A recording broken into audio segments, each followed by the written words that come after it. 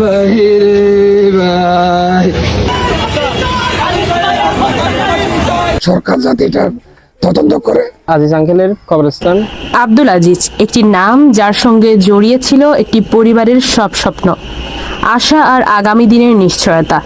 চট্টগ্রামের পটিয়া উপজেলার খরনা ইউনিয়নের ওয়াহিদুর পাড়ার গ্রামের সন্তান এই ৩৫ বছরের যুবক ছিলেন পরিবারের সবচেয়ে ছোট ছেলে। পিতা মরহুম আব্দুল আলমের আদরের 2 ভাই ও 2 বোনের স্নেহে বেড়ে ওঠা আজিজ ছিলেন পরিবারের স্বপ্নের বাতিঘর। খুব বেশি দিন হয়নি তার বিয়ে, সংসারে আলো হয়ে আসে 2.5 বছরের শিশু আয়ান। বাবার বুক ভরা স্বপ্ন ছিল এই শিশুকে ঘিরে, সুখের সংসারে আরও একটি নতুন প্রাণ আসার অপেক্ষা। স্ত্রী তখন সন্তান সম্ভবা, জীবন যেন নতুন করে সাজানো হচ্ছিল আজিজের হাতে। ইসলামী গড়ানার একটি বেসরকারি ব্যাংকে সম্মানজনক চাকরি করতেন তিনি। সামাজিক মর্যাদা, স্থিতিশীল জীবন আর ভবিষ্যতের নিরাপত্তা সবই ছিল। কিন্তু 2025 সালের 28 সেপ্টেম্বর এক ঝড় এসে সবকিছু তছনছ করে দেয়। চাকরিচ্যুত হন আব্দুল আজিজ। এক মুহূর্তে বদলে যায় জীবনের গতিপথ। তবুও ভেঙে পড়েননি। জীবিকার তাগিদে ঢাকায় বড় ভাই আব্দুর রহমান আজমের ট্রাভেল এজেন্সির সঙ্গে যুক্ত হন। সপ্তাহের কর্মব্যস্ত দিনগুলো কাটত ঢাকায়, আর ছুটির দিনে ছুটে যেতেন চট্টগ্রামের পটিয়ায় মা, স্ত্রী আর সন্তানদের কাছে। আজিজ ছিলেন প্রতিবাদী ও সচেতন মানুষ। সামাজিক যোগাযোগ মাধ্যম ফেসবুকে নিয়মিত লিখতেন। চাকরিচ্যুত ব্যাংকারদের আন্দোলনেও ছিলেন সক্রিয় ভূমিকার অংশ। গত 22 জানুয়ারি বৃহস্পতিবার বিকেল 3টায় ঢাকার কামালপুর স্টেশন থেকে আন্তনগর চট্টলা এক্সপ্রেস করে বাড়ির পথে রওনা দেন তিনি। রাত 9টার দিকে পরিবারের সঙ্গে শেষবারের মতো কথা হয় তার। ফোনে জানান তিনি তখন কুমিল্লা এলাকায় রয়েছেন। এরপরই হঠাৎ নিভে যায় যোগাযোগ, মুঠোফোন বন্ধ। পরদিন সকালে সামাজিক যোগাযোগের মাধ্যমে রেল লাইনে পড়ে থাকা এক বিভৎস মরদেহের ছবি চোখে পড়ে পরিবারের। রেল পুলিশের সঙ্গে যোগাযোগ করে ভিডিও কলে লাশ দেখেই ভেঙে পড়ে পরিবার। এটি আব্দুল আজিজ। শুক্রবার সকাল 9:30টার দিকে কুমিল্লার লালমাই রেলওয়ে স্টেশন এলাকায় রেল লাইনের উপর গলাকাটা ও হাত পা বিচ্ছিন্ন অবস্থায় তার মরদেহ উদ্ধার করে রেল পুলিশ। সুরতহাল শেষে লাশ পাঠানো হয় কুমিল্লা মেডিকেল কলেজ হাসপাতালের মর্গে ময়না তদন্তের জন্য।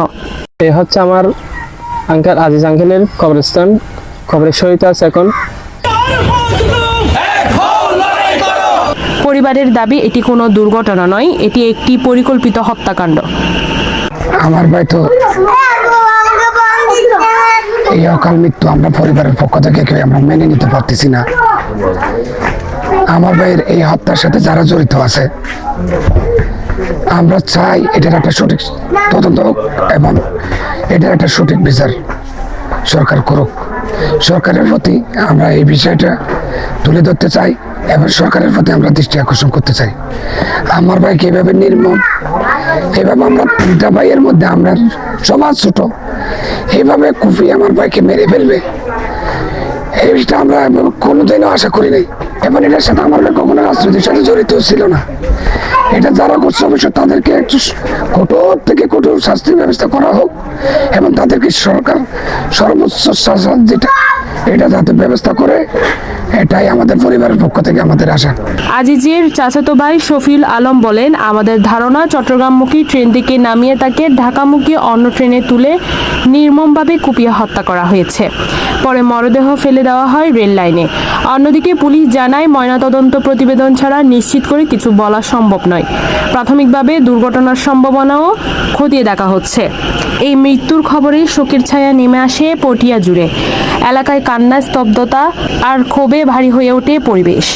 3 বছরের শিশু আয়ান হারায় তার বাবাকে। সন্তান সম্ভবা স্ত্রী হারান জীবনের সবচেয়ে বড় ভরসার মানুষটিকে। শুক্রবার রাত 7:30টায় মরদেহ পৌঁছায় গ্রামের বাড়িতে। রাত 10টায় নামাজের জানাজা শেষে পারিবারিক কবরস্থানে চিরনিদ্রায় শায়িত করা হয় আব্দুল আজিজকে।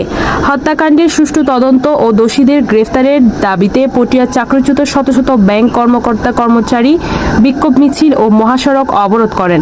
পুলিশের আশ্বাসে অবরোধ তুলে নেওয়া হলেও ক্ষোভ এখনো প্রশমিত হয়নি। এক সাবেক সহকর্মীর কণ্ঠে ভেসে আসে অসহায় বেদনা। আব্দুল আজিজ শুধু একজন মানুষ ছিলেন না, তিনি ছিলেন একটি পরিবারের ভবিষ্যৎ। আজ সেই ভবিষ্যৎটাই শূন্যতায় ডুবে গেছে।